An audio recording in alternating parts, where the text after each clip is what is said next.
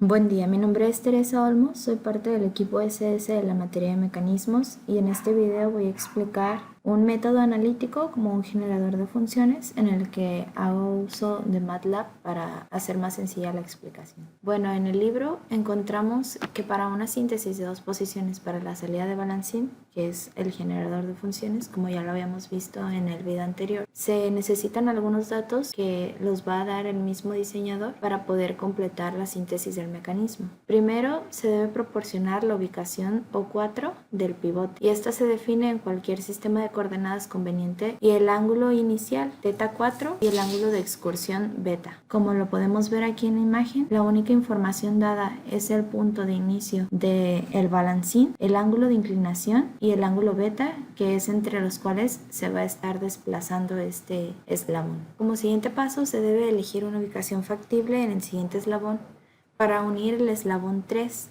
que se etiqueta B1 y B2 en sus posiciones extremas. O en otras palabras, simplemente se define la longitud del eslabón 4. Entonces, ahora solo tenemos que encontrar las coordenadas en las que se ubican esos dos puntos, B1 y B2. Y el mismo libro nos las da. En este caso, B1 de la coordenada en X, lo único que está haciendo es una suma vectorial. Primero debemos de sumar la componente en X de donde se encuentra el pivote del balancín y la multiplicación de la longitud del eslabón por el coseno del ángulo de inclinación. Y también es lo mismo para la coordenada en Y, solamente se suma el componente en Y del pivote del balancín y a este se le suma el componente en Y, que se calcula con el seno, del mismo eslabón. Y es lo mismo para la segunda posición, solamente se le suman los componentes ya sea en X o en Y de la ubicación del pivote, más el componente en X o en Y del mismo eslabón. Menciona que el vector M es la diferencia de posición entre los vectores RB2 y RB1, es decir,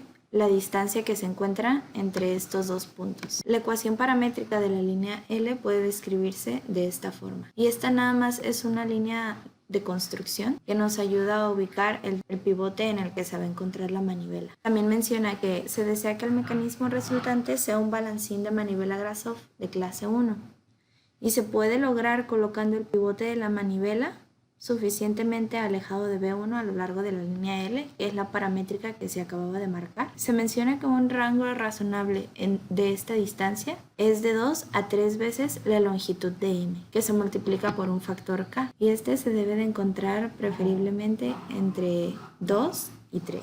Igual que en el método gráfico, la longitud de la manivela debe ser la mitad de la longitud del vector M. Y esta regla es simplemente para cumplir que el eslabón seleccionado se mueva entre ese rango. Y ya finalmente solo se encuentran las longitudes de los eslabones restantes. Es decir, del eslabón 3, que es el acoplador, y el eslabón 1, que es la bancada. Y también se hace mediante una resta de magnitudes de los vectores que tenemos en la parte de arriba.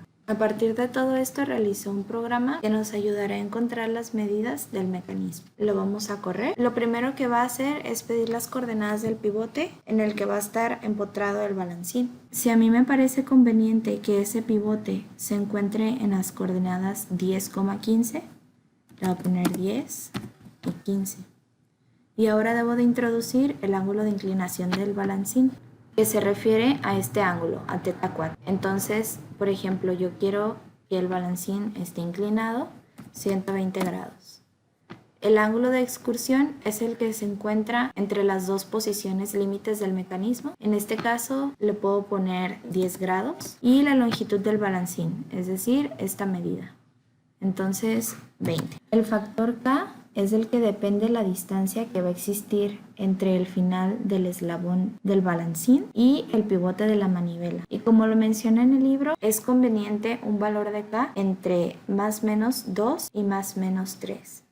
Entonces yo le voy a poner 3 y aquí está el mecanismo. La línea verde representa la bancada, la línea azul representa la manivela, la línea color magenta representa el acoplador y la línea roja representa el balancín. Y en la parte inferior también nos da la longitud de la bancada, la longitud de la manivela, la longitud del acoplador y del balancín, que pues van a ser las medidas necesarias para que nuestro mecanismo pueda responder a esa función. Y también menciona que el mecanismo puede dar revoluciones completas.